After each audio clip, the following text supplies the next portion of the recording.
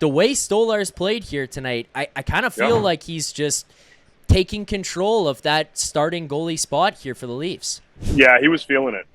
You could tell. I mean, again, outside of that one, which obviously he probably wants back, but he's been solid. And the other thing to factor in here, especially from Berube's perspective, is just experience. This isn't a knock on Wall by any stretch, because he'll get that experience obviously eventually. But Stolarz, while he wasn't the starter for Florida last year, he knows what it takes to go through that run, and he can see it, or he saw it. He was a part of it. So you want to lean on that experience, as much as you can, not just down the stretch, but into postseason play. So I think they might be leaning in that direction. I agree with you. Obviously, it's going to come down to these last few games to see who's really hot, and you kind of ride the hot hand. And Berube kind of suggested earlier, in the week, he's not really going to platoon guys come playoff time. He wants to roll with the hotter hand.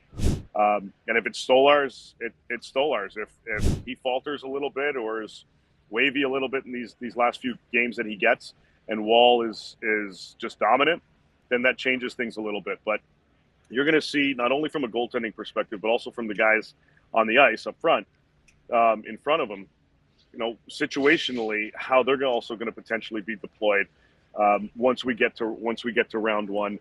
And in different parts of the game, you may see something that you have more trust in a particular line to go up against another matchup.